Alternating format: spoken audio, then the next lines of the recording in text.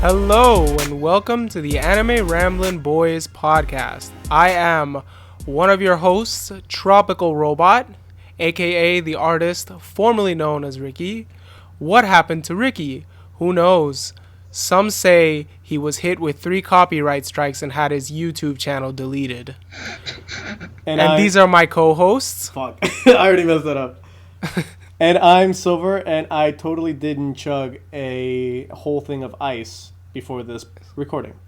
He means a Smirnoff Ice, not like a bucket of ice. You should have left that to their imagination. All right. I'm Base, and I swear to God, I watch all my anime through legally acceptable means. Yep. And I'm Texas Ranger Shaw. I just got back from the gun show. Always a good time. Always a good time. And today we are going to be tackling an interesting topic. We're going to be looking at the intersections of YouTube, anime, and real world issues. Namely, we're going to be looking at COPPA, and we're going to be looking at the anime production cycle and consumerism and the anime community. So You said the word. let's get going, gentlemen. Consumption. Okay. So the structure of this episode is going to be a little bit different than what we normally do.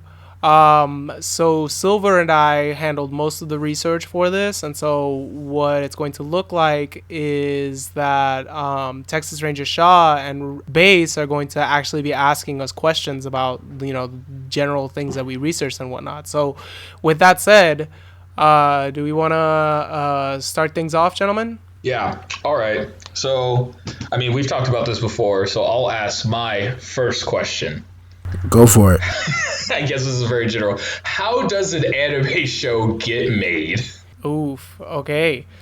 Good question. Now we're getting into it. So, in fact, the way that things work, so it's very interesting. Like the model by which anime is financed is interesting and unique, and I can sort of get into the historical specifics of how this model came about a little bit deeper in the podcast. But I think the important thing to understand, is that many of the, some folks may be familiar with this, some anime fans may not be, but, there is an issue in, the anime production industry, like horribly exploitative labor conditions of animators and production assistants. To break things down, because, I certainly did not know what a production assistant was until I started actually doing this research. Those are the people that work for production companies. Basically they're kind of like the lowest on the ladder, in terms of they're kind of like the people who go around and coordinate things, people who are handling the music for the anime, the animators, they're kind of like managers, but they're the lowest level of a manager. That's my understanding of what a production assistant is. And so they're kind of the boots on the ground people. Now to sort of get back to what Base asked me, the issue with I suppose to break it down, right? So there are the way that anime actually gets produced is tied to this system that is called the Anime Production Committee System. Basically what the Anime Production Committee System is, you get a bunch of different sponsoring companies, and they're in fact it's a small group of Japanese companies that have kind of been doing this since the 1960s, but it really took off in the 1980s and 90s, and I can sort of get back a little bit as to why, and give some historical substantiation to that. But basically you get these sponsoring companies, these gigantic companies, I don't know, they could be related to anime, but they don't necessarily have to be, so you could get a Sony, or you could get I don't know, you could potentially get a toy manufacturer, or some other huge companies, and they come together and they say, okay, well, we want to produce an anime. And so they all kind of, set a production budget, and they throw collectively they decide upon, they make that decision to fund an anime through that production budget. They each throw in a certain amount of dollars into, you know, like a pool, and then that pool then becomes the like budget. So that pool then becomes like the like what is actually the amount of money that's actually given to production companies and anime studios and animators and production assistants in turn. So is that how Amazon and Netflix now have their own anime? So that's actually a really interesting point that you raised. I did a little bit of research into Netflix and Amazon, and their role in like the anime production process, although that wasn't the main topic that I researched. And what I came across is that in fact, it is the case that Netflix and Amazon have been participating in like the production committee process. I think when they were kind of starting along the road of doing that, there was some optimism and some hope. I think some of that still remains, that these big like kind of like multinational corporate entities, the streaming companies and whatnot coming in would actually increase production budgets, because a Netflix or, you know, an Amazon actually have like a ton of money that they could potentially put into anime production, and that would in turn trickle down. So there was like a kind of like trickle down economics, you know, like as terrible as that is, but there was like a trickle down Reaganomics, which didn't materialize in the same way that Reagan's like trickle down economics didn't materialize. But the point is, there was this like optimism around, you know, like Amazon and, you know, and this is relatively late in the game, these companies coming in and like actually throwing money into the production committee system. So to answer your question, Texas Ranger Shaw, yeah, in fact, this is like how Amazon and Netflix now have like, you know, anime that are like Netflix originals or whatever. But the reality of it is that, like, to the extent of my knowledge, you know, even something like Castlevania isn't like, the Castlevania anime is like produced through the coming together of various companies. So like, in fact, and we can get into this a little bit later, but the company that's sort of like, I guess, company that sponsored the YouTube channel whose video I took, I guess I was bothered by, you know, I took umbrage with and kind of kicked off my research into this topic. They are, in fact, it's like Frederator, and it's like this big Canadian animation company, and they are, in fact, like, they were on the production committee along with Netflix and some other, I imagine, Japanese companies for Castlevania. So yes, that is my answer to your question. Okay, so since you mentioned the video that kicked off your research, should we start there and talking about like what arguments they may have presented for their case and what you took umbrage with? Would that be a solid place? I think that is a solid place to start. You know, I've talked about this a little bit, but basically a while back, so it was actually in November, the AniTube channel, Getting the Robot, put out a video called How Buying Merch Could Save Your Favorite Anime. And let's just say that this video low-key hit me the way that Truck-kun hits an isekai protagonist, so it was quite painful. But the only thing is that I didn't end up in, you know, as an overpowered vending machine in another world. I was just sad. I wish. So, you know, what kind of happened in this video is that Dory, you know, the kind of like host of the video, she made the argument that the way for us to like save our favorite anime, according, you know, to her point, is that we basically should consume things. You know, we should buy anime related merchandise, because, you know, what generates most of like the revenue for the like anime industry is merchandise, which is not necessarily like wrong. There's just so much like that is like covered up and not mentioned in that story. And my issue with the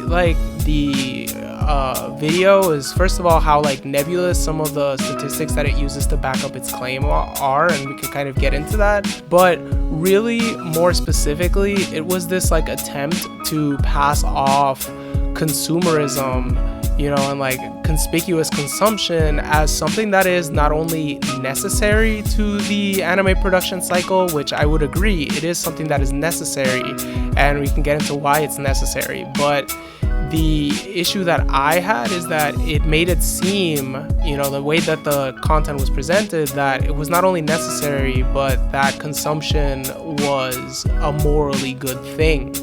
That we were morally encouraged to consume because that could save our favorite anime, which is actually not true. Okay, so let me play dumb.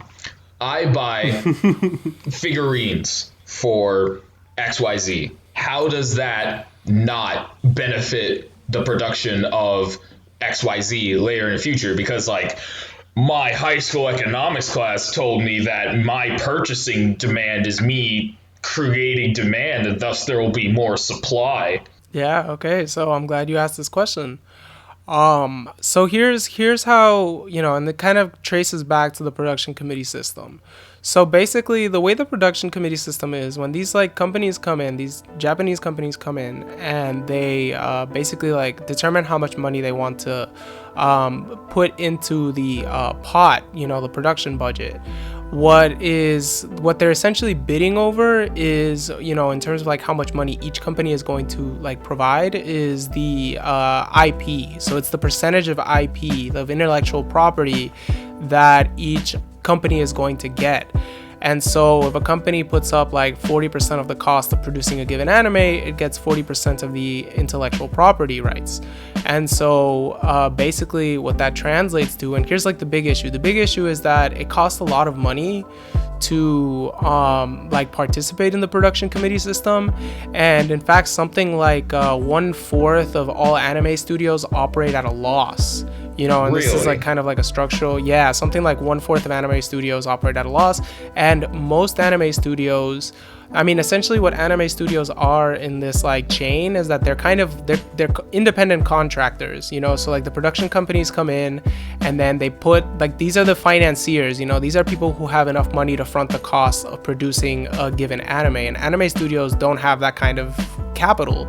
And so generally speaking, and so what happens is that, you have this system that structurally keeps anime studios out of being the financing class, and out of having ownership of the intellectual property. And the reason that's important is because intellectual property is what determines whether or not it is possible for, these different, whatever companies have intellectual property, to profit off of things like merchandise or licensing. Licensing being, because I didn't necessarily know this before I started researching this, licensing being anime is going to get distributed to a TV, Toonami. Okay, let's take Toonami. So Toonami is or Cartoon Network is a licensor, so they pay a fee to probably the production committee in this hypothetical example, and in exchange for paying that fee, they get the broadcasting rights, and so they're able to broadcast the anime. So that's essentially what licensing is, right? You get these companies that pay a certain fee, and then through this fee they're able to take certain things associated with the intellectual property, and then in turn manufacture things that might be that these companies manufacture or distribute things that these companies that are have a license, which is they're basically borrowing the intellectual property for a certain amount of time, but they're able to then make a profit from that license that they've acquired. And so the big problem is that animation studios and production companies, because production companies are not the same as the companies that actually sit on the production committee, but production companies necessarily. So production companies and anime studios actually get structurally and systemically excluded from this process. So what you end up with is you have a class of financiers that has all the power to create contracts, and then use those contracts, to set the terms of how much the production budget is going to be and all that stuff. And then you get contractors, who are relegated to selling their labor effectively. And so what happens is you get contractors and you get subcontractors. And then there's a chain of subcontractors that even happens when it breaks down to animation studios and animators in particular, because there's actually quite a few animation studios these days that don't have like in-house staff. As distinguished from having in-house staff, they outsource the production, the actual drawing of animation to freelancing animators. And so you get this like long chain whereby the contractors determine like how much money is going to go into the production budget, and then that production budget is then paid as a lump sum to a production company, and then that production company then pays an anime studio, and it pays like, I don't know, like a music producer, and it pays like all these different people out of that sum that it received. And so basically, the lower you are on the chain, the less money you're going to make. And if you're excluded from having any control over the intellectual property, then you're completely excluded from profiting off things like merchandising and licensing. So the way these contracts are set up is like, if I was, say, a production assistant, key animator or something, I would get a base rate that has in no way is tied to the sale of merchandise, is not tied to how popular the thing would go. I've already been like paid off for my labor, quote unquote. And the IP is still controlled by the people who sit on these production committees, even above the like studios, the production studios, correct? In most cases, yes. Okay. I guess I heard something interesting, just like a one-off. You said you have to pay to be on these production committees. Where does that money go to? So that is the lump sum. That is that is the contract. That is the pool. Okay. Yeah. Okay. So now I got that. So it's a pay to play system. It's like a casino. No. Okay, so I gotta ask: has it always been like this, or is this more of a newer way they've been trying to make it? So to answer your question, Texas Ranger, I would say the production committee system really took hold in the 1980s and 90s, and I can like get into the historical specifics of why that happened in answering.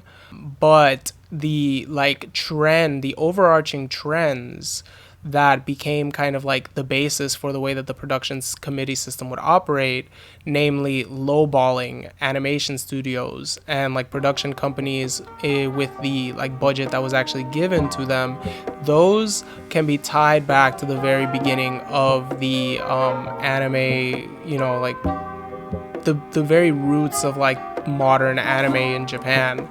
And to sort of start on that, that in turn, is tied to the production of Astro Boy in the 1960s. Basically, what happened in the production of Astro Boy is that, so basically, because of, again, kind of like the relationship between financiers and like producers, so I really can't remember. Maybe you remember the name of, Tezuka, the creator of Astro Boy, the creator and producer of Astro Boy, and now renowned grandpappy of anime. So basically what happened is that he ended up in the production of Astro Boy massively underselling his show. The reason why, he massively undersold his show, and this in fact led to what is now referred to as the Tezuka's curse, but the reason why he did that is because of the unwillingness of financiers, in this case television networks, to take a risk in financing the high cost of his anime. So what Tezuka actually did is that he asked for half of the production cost per episode, so like he asked, essentially like the budget that he asked for was half of what it actually cost to produce Astro Boy. And so what Tezuka was kind of was betting on is that he basically following it's gonna get funny, guys, following Walt Disney's licensing and merchandising strategy in the 1950s in Japan and his own sense of business know-how. Of course. What Tezuka did is that he basically formulated a plan to recover production costs through licensing and the collection of royalties. Now he could do this because he had complete, like his like company or whatever had like complete ownership over Astro Boy. And so, because of like like he controlled like the intellectual property rights. And so, yeah, in contrast to like the modern situation where this is often not the case. So because of that, and because of the fact that Astro Boy was monumentally successful in Japan and in the US, Tezuka was actually able to make back the amount of money that, he was in the red for when Astro Boy was produced. And so, but what ended up happening is that the production of that anime in particular set a number of like dangerous, precedents. Basically, financing costs should be, but the most important one is that financing costs should be kept as low as possible, and money should be made back by financiers through licensing and the sale of merchandise. So Tezuka's decisions in relation to like the television company that wasn't willing to, pay up out of the riskiness of the whole endeavor ended up kind of setting like the standard, as it were. Now, where things start to get a little bit trickier, or not necessarily trickier, but when we get like the equivalent of like the beginnings of the modern production system is in the 1980s. And in fact, this is tied to the production of Akira. So I am not necessarily super aware as to what I couldn't find information despite the ton of research that I did as to like what the specific decisions that people made, or like why people decided to finance Akira this way beyond like the kind of like surface level. Well, it was an attempt to minimize risk.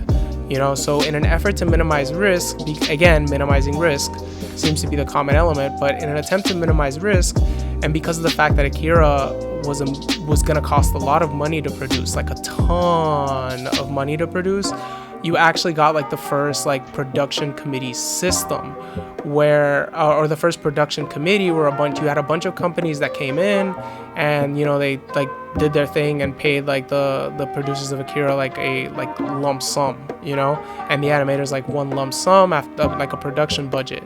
Now, in that case, with sort of the consensus that I was able to kind of uncover as to why this like ended up, I guess, becoming the model moving forward, has to do with the fact that after Akira was produced, it ended up being at first financial failure. So the companies weren't able to make back the money that they invested in Akira at first, and despite the fact that Akira later ended up being it's a legendary, like anime movie, it's had like a huge cultural impact. We talked about this in our last series of episodes, but basically, it kind of solidified the idea in the minds of the executives of these companies, because no company ended up going like bankrupt or suffering major losses, that like the production committee system was the most effective way of mitigating risk. And then we once again get another moment, although I wasn't able to necessarily uncover too much information about this, but in the sources, what I did find in the various sources that I read up on is that another important anime in solidifying the production committee system was Neon Genesis Evangelion. Oh, he said Oh it. wow! Yeah. Oh wow! Yeah. But I thought so Evangelion was Eva. like plagued with production issues originally. I thought that's like the common consensus. Yeah, I mean, so it would be interesting to look into that, because I mean, it was plagued with production issues, but those production issues, if I remember correctly, had to do with like the budget that was given to Ava. So interestingly enough, Ava didn't have enough money. You know what I'm saying? There were other production issues. I can't necessarily recall them off the top of my mind, but one of them, and it kind of led to like the infamous original ending of Ava, had to do with the production budget that was given to it, and the fact that they didn't have enough money to continue animating things, and that in turn had to do with the profoundly low budget that they had been given by the production committee. Right, and everyone listening, if you watch Ava, you should watch the original ending. You have, it's part of the, how should we say, mystique of Ava. It's part of it. Going back to the topic at hand, though. Okay, so we talked about how this type of production cycle was like streamlined, how it became the norm, how all these companies are like, yeah, this is the best way to mitigate risk. Are there any, let's say, modern attempts or companies or even people or ideas that are trying to circumvent this model? Because like obviously it's been talked about in the space how it's like animators, the people working on the shows work like long hours, don't get enough money for what they have. Are there any examples of like certain studios or collective groups of people trying to take back their ability to be taken care of? So there are two directions in which I'm tempted to take your question. I actually want to unpack a little bit more before necessarily like answering it. I want to spend a little bit of time unpacking what the effects of this system are on human life. Okay. And then after that, I want to actually touch on like the one counter model to the system, which I didn't necessarily spend a whole lot of time researching, but hopefully I can kind of land like the important points. And it's going to be, I think, a poignant example for people for many reasons when I actually get there. I think I know which one you're talking about. Yeah, Silver knows what I'm talking about. But basically, to sort of start things off, because of how little money is given to like anime productions companies and like anime and animation studios, because of a number of factors that are all tied together. Some of those factors being, I mean, frankly, like the increased demand, and this gets back to the whole like get in the robot, buying merch will save your favorite anime, except it won't, because the increased participation of overseas anime fans has actually contributed to an increased demand for anime titles. So like if you want to actually get into the statistics of what that means, basically from and this is like actually coming from like a report that's released every year by the Association of Japanese Animations. From 2013 to 2016, the anime market only grew 3.8% domestically. So for a long time, these companies kind of like targeted like a particular demographic of people. These are the people that we know as like otaku, and like in terms of like trying to make as much money as possible from like anime, and they would kind of like release like anime at like these like weird graveyard shifts, so like between like 2 to 6 a.m. or something like that, and then like these otaku would watch these anime, and then they'd like it was like how the kind of like moeization of anime kind of happened, because like they'd like that, and then they'd buy like figurines and all that, and then these companies would make money. However, what has increasingly become a trend because of the rising international popularity of anime is that the model has kind of shifted a little bit, so I think now we're starting to see things like anime being produced that appeal more so to like the tastes of an international audience. But to sort of compare the growth of the market internationally from like 2013 to 2016 in comparison to the domestic growth, the numbers are awesome. They're like crazy. They're like in the sense of like so I say awesome, not like in the sense of like it kind of leaves you dumbfounding. There we go. So so basically, between 2013 to 2016, this report found that the international anime market grew by 171.9%, rising from about $2.63 billion in 2013 to $7.15 billion in 2016, and has only continued to grow since then. Every year Christ. It's been growing more and more and more and more and more. Wow, Boruto and has so such the a great issue with effect. that, and so the issue, Boruto, oh my god, and so the issue. No, that actually brings up an interesting point. I wonder if there were like distinct animes that came out in those first few years that aligned with the increase in profitability, I suppose, on the international scale. Well, I mean, not to get too far off track, we can go immediately back to it. But if I remember correctly, 2013 to 2016 is right around when Naruto, the manga at least, ended. And it's a lot after when Bleach, the manga, ended as well. Mm-hmm. So the decline of like Naruto and like Bleach as like the big three, I mean, you still have One Piece, could maybe have opened up people to searching for more anime. I'm just speculating. Interesting. No, that sounds solid. That No, does that's sound an solid. interesting. It's an interesting theory. I think also, like the rise of like the streaming model of anime and like Crunchyroll and all that, and Netflix and Amazon also plays like a significant role in that. Now here's what I want to get to with citing that statistic. So the issue is that all that stuff combined with what I found to be an industry consensus, and there's actually people who I read like interviews of like industry members, like financiers and like executives and all this, who like made this comment. But basically, and like Dory actually does say this, but in her video, but when you look into it, it's like shocking. But basically, only 9 out of 10 anime produced do not yield significant returns.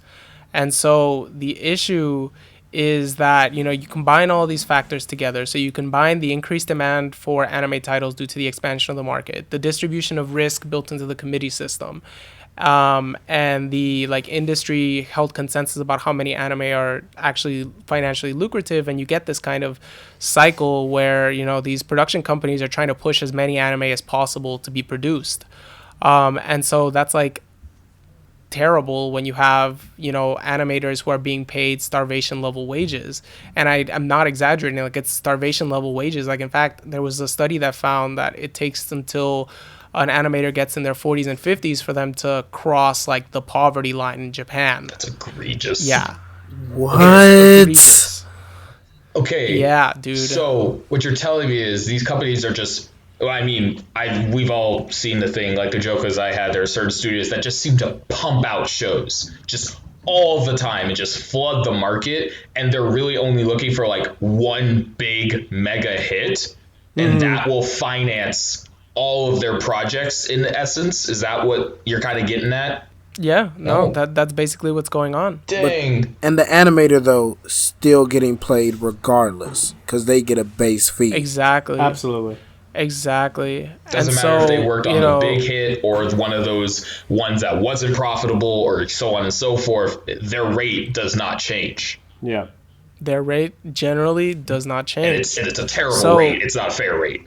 Oh, it is awful, dude. It's like I wish I could like quantify this in terms of US dollars, but I think it's like 210 yen per like that drawing or something like that. Per drawing. Nothing. Yeah.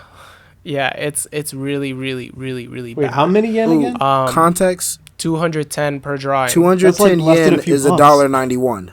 Yeah, that's like $2. $2 per drawing. It might Jesus actually, yeah. Wow. Yeah.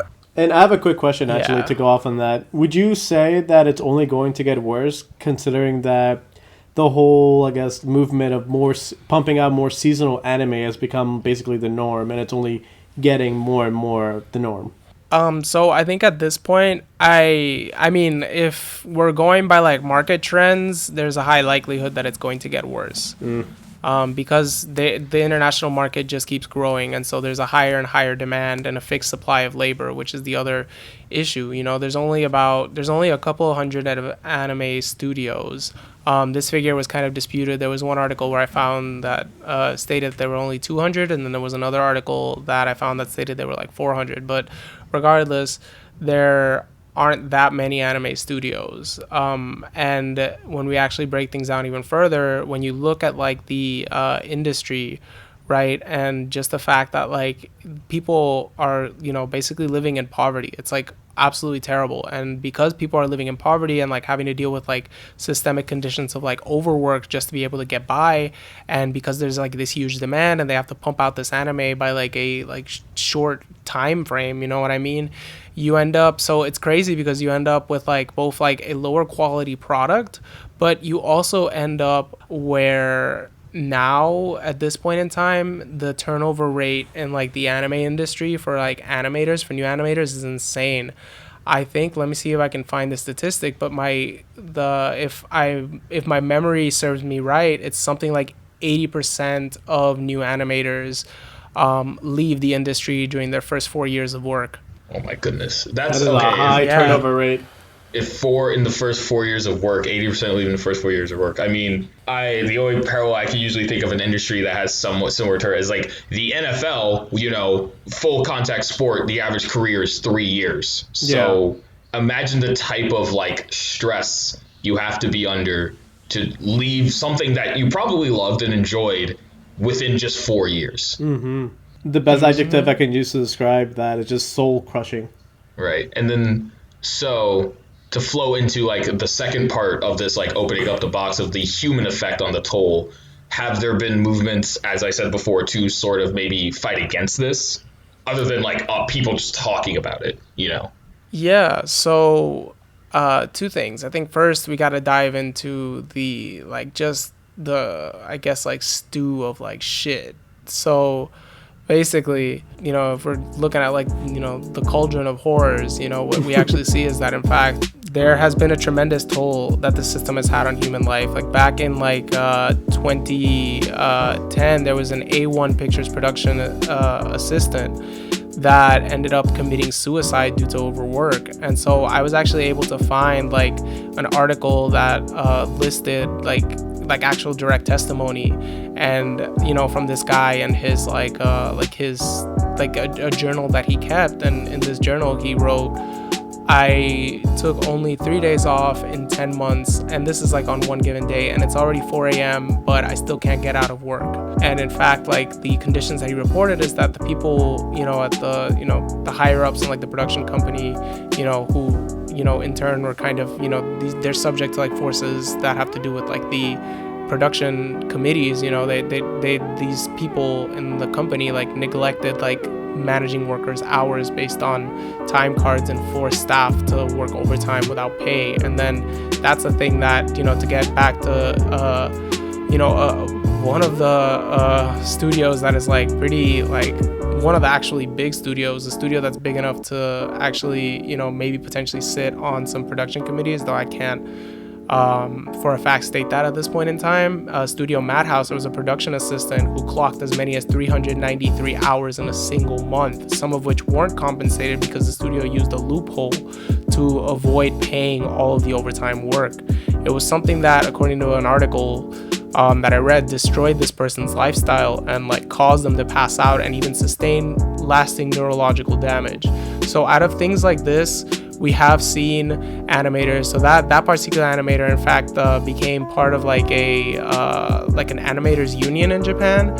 And so we have seen like kind of, the incipient like union efforts to kind of like improve conditions as far as like the resistance piece is like concerned. But I think fundamentally one of the biggest problems facing like unions is just the fact that like they're at such a disadvantage. There's such a like power imbalance between like, unionized forces and these like production committees, and in fact like there's all kinds of things. I actually want to get on this really quickly because I wasn't able to land this point a little bit earlier, but like things could potentially be better if these production committees were the companies on these production committees were willing to play ball fairly and allow, for instance, Chinese companies that have tried to come in and have tried to like bring in like significantly increase the budgets of anime productions, in some cases by like billions and billions of yen. If these companies were willing to let those like foreign companies, or probably also like the Netflixes and like the Amazons potentially, although I'm not going to make a claim about those companies because I don't know, I couldn't read anything about like it from that angle in relation to them. But basically these Japanese production companies, the reason they don't do that has to do with the fact that like that they don't allow these Chinese companies to come in and actually give a bigger budget is because these they stand to lose control of the intellectual property, because if a production company if a company comes from China and wants to invest $20 billion, but another company on the committee from Japan can only front a billion yen, for example, then that means the Chinese company would have the greatest amount of control over the intellectual property. And so these companies production committee companies actually don't want that to happen. They want to retain control over the IP. And so to sort of now get to like the counter example, this is going to hit hard for folks because the only counter example that exists is Kyoto Animation. that's the only counterexample that exists. And as some of you may or may not know, Kyoto Animation was like recently like subjected to like an arson, or like it was like an arson attack, or like something, like it was an attack, you know, and ended up resulting in like a massive loss of like human life in terms of like the people who actually worked for Kyoto Animation. And it was largely damaging. Like they had to like close a store that they had that, you know, they operated in, you know, based around the like anime and all that. It's still closed, but basically, you know, this was the one company that basically very strategically set itself up over time to be able to like developing their animators in-house and like investing in their education, and then like having like contests and that would allow them to like come up with like ideas that would then, you know, be like potentially turned into like you know, basically like handling like production and like conception of like anime properties, and like handling as much of like production, education, conceptualization of like these and creation of these like artworks like in-house. So they were trying to handle as much as possible, and through strategically playing the field, they were able to grow themselves to the position where like they were either able to participate in production committees, or in some cases like entirely produce their own anime in-house. And so that led to them being able to like actually pay their workers livable wages and being able to give them benefits, you know, which is like another thing that happens with the system, is that in fact like there's a lot of anime studios that end up resorting to subcontracting. So they hire like freelance animators and pay freelance animators to do like the low level animation. And so those freelance animators get paid in yen, but they don't get benefits.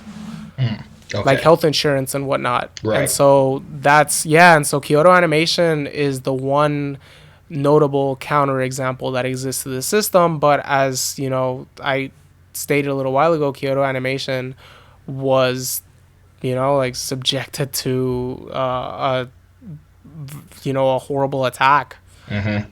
So we should, I mean, I've saw many Kickstarters, GoFundMes, a lot of things about sending support over to Kyoto back when that incident actually happened. Okay, so my absolute last question before we move on to like the other topic is, what can I do as a Western/international consumer for my studio, besides, you know, I mean, obviously there's a simple answer of like, give money to animators, you know what I mean? But like, what can I do, you know, as a reasonable human being in this production environment? Yeah, sure. So, man.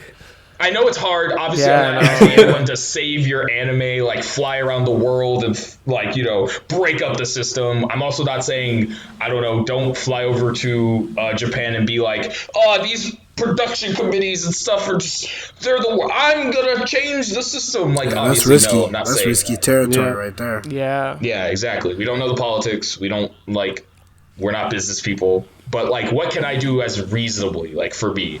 What can I arm myself with? Knowledge? Can I arm myself with knowledge? Can we donate? So in what? Mm-hmm. I think you two answered the question already, but I'll get into a detailed answer.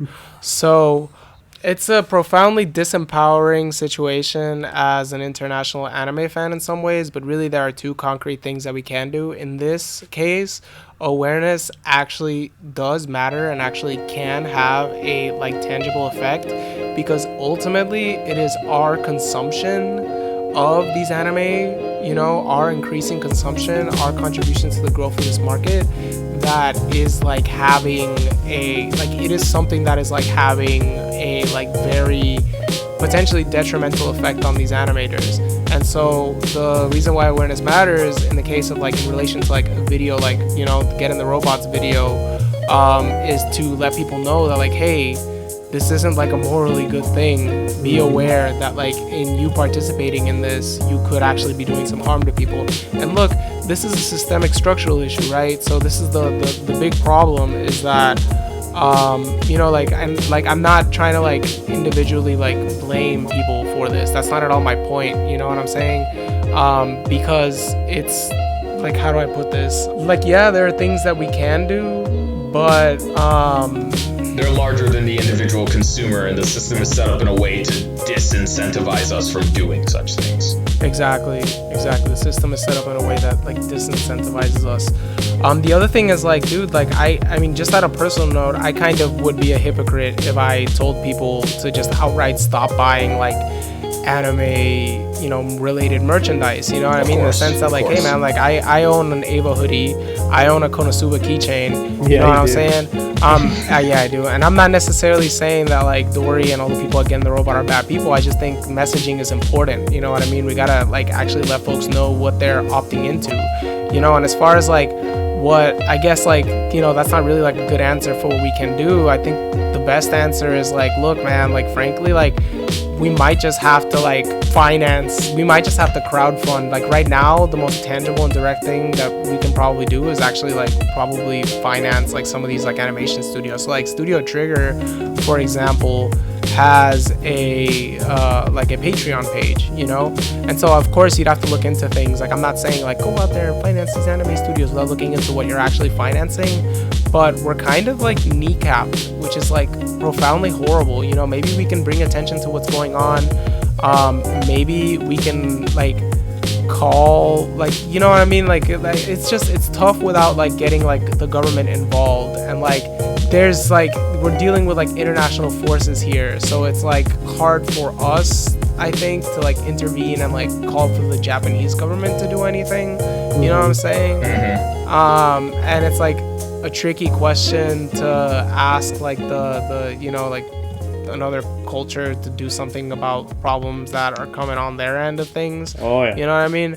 Because we just don't understand there's a lot of things, there's a lot of pieces, there's a lot of historical details that we may not understand, and so that's like it's an issue. We don't want to get into like imperialist kind of behavior. Of course. Right. Yeah, and so that's all stuff that we should keep in mind.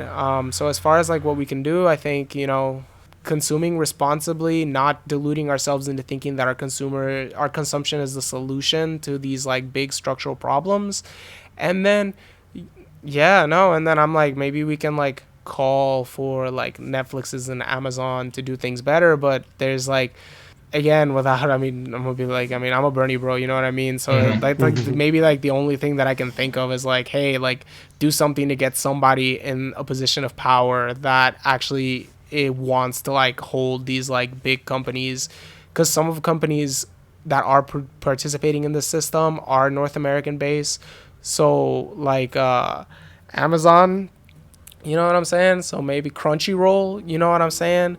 So maybe if we get someone like a Bernie Sanders in office, he might be able to, or like us in like working with him, we might be able to get some structural reforms done that might have some kind of effect.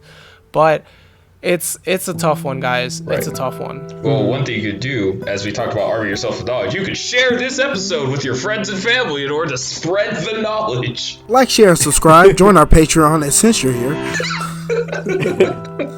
Don't forget to check us out on Twitter. Patreon yet.